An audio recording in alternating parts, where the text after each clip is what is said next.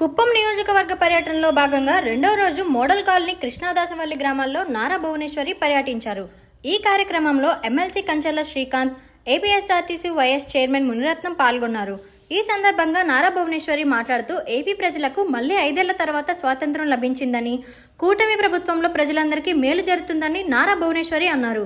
CM Chandrababu Naidu పాలనా సామర్థ్యం గురించి రాష్ట్ర ప్రజలకు తాను ప్రత్యేకంగా చెప్పాల్సిన అవసరం లేదన్నారు.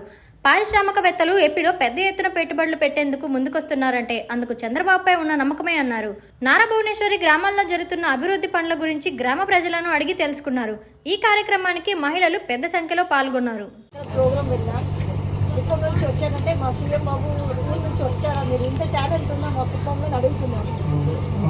నేనే బ్రహ్మాంజలి వెళ్తాం అనుకున్నా, 9 minutes అవుతుంది, టైం అవుతుందని ఊరికి అది సెమిక్లాస్. చాలా బాగా చేశారు, చాలా సంతోషం. నమస్కారం.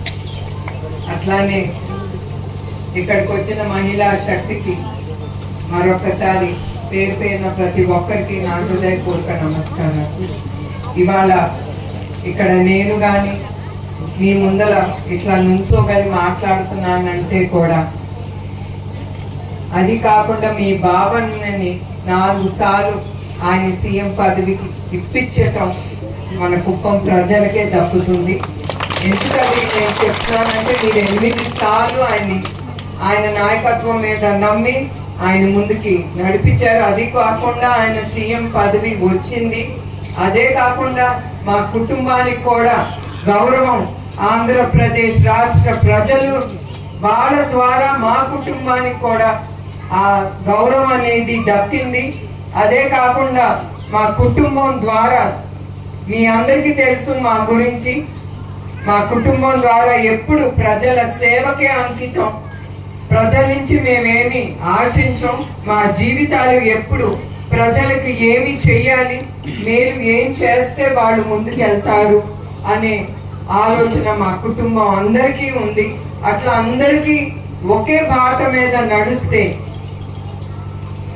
మీ అందరికీ తెలుసు, ఒకే బాట మీద మన కుటుంబం అంతా నడిస్తే మనం చాలా విజయాలు ఎదుర్కోవచ్చు. సుఖ దుఃఖాల్లో స్నేహితులు ఉంటారు, అందరు ఉంటారు. కానీ కుటుంబం అనేది పక్కన నుంచుంటే ఆ ధైర్యం అనేది చాలా వేరు. అది మహిళగా మీ అందరికీ తెలుసు. మీరందరూ మహిళగా చాలా ఎదుర్కొని ఉంటారు జీవితాల్లో. కానీ అవన్నీ ధైర్యంగా మీరు ఎదుర్కొని మీ కుటుంబాన్ని మీరు ముందుకే తీసుకెళ్తున్నారు. అది గుర్తించి మన నాయకుడు చంద్రబాబు నాయుడు గారు మహిళలకి చాలా పథకాలు తీసుకొచ్చారు. ముందుంటారు. ఎక్కడికి వెళ్ళినా ప్రతి ఒక్కరు మేమందరం దాంట్లో ఉన్నాము, మేమందరం మెంబర్స్ అని చెప్తున్నారు. చెప్పినప్పుడు నాకు చాలా సంతోషంగా ఉంటుంది. ఎందుకంటే దాంతో నాకు తెలుసు ఒక స్త్రీకి ఎంత ధైర్యం ముందుకి వెళ్ళటానికి, ఏది ఎదుర్కోవటానికి కూడా ఆవిడ వెనకాడదు. ఎందుకంటే ఆవిడికి కూడా తన భర్తతో సమానంగా తను కూడా ఒక సంపదన సృష్టించుకుంది, తన కోసం, తన కుటుంబం కోసం.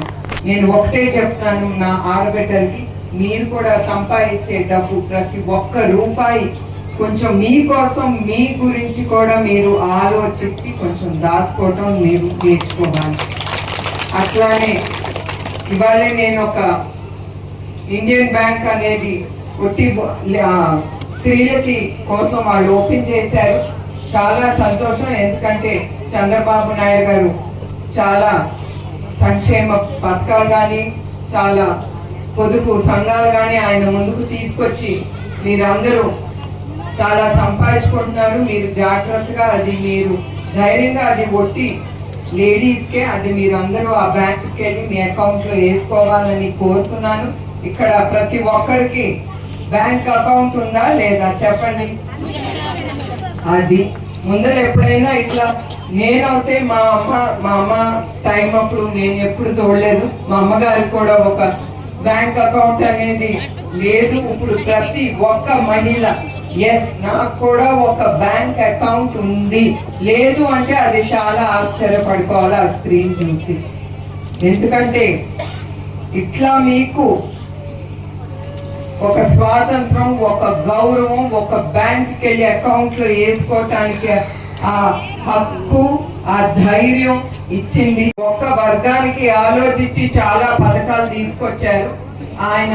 ఆ పథకాలన్నీ ప్రతి ఒక్క వర్గం లబ్ధి పొందాలి, ఈ వర్గం లేదు ఆ వర్గం లేదు, ప్రతి ఒక్కరు దాంట్లో నుంచి లబ్ధి పొందాలని ఆయన ఆలోచించి చాలా పథకాలు తీసుకెళ్లారు.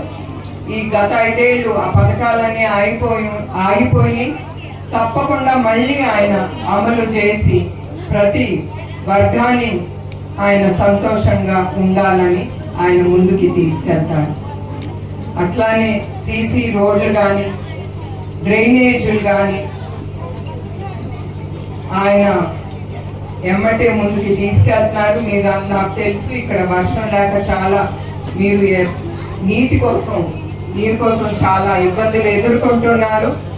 నాకు తెలిసి చాలా బోర్లు వేశారు, కొన్నేమో నీళ్ళు లేక అది ఎండిపోతున్నాయి. అదే కాదు, అది చూసి కూడా ఆయన ప్రతి గ్రామానికి రోజు ఒక ట్యాంకర్ నీళ్ళన్నా వెళ్ళాలని ఆయన అయితే హామీలు ఇచ్చారు. కనుక్కుంటున్నారు కూడా అది జరుగుతుందా లేదా అని. ఆయన ఇచ్చిన హామీలు అక్కడితోనే ఆపరు, అది జరుగుతుందా లేదా అని కూడా ఆయన ఇన్ఫర్మేషన్ ప్రతి గ్రామం నుంచి ఎట్లా లాభెట్టుకోవాలో ఆయన తీసుకొచ్చి అది జరుగుతుందా లేదా అనేది నాకు తెలిసినంత వరకు ఆయన తప్పకుండా అంత డెప్త్ గా చూస్తారు. ఎందుకంటే చివరికి లబ్ధి పొందాల్సింది ప్రజలు. అది ఆయన ఆలోచన అంతా.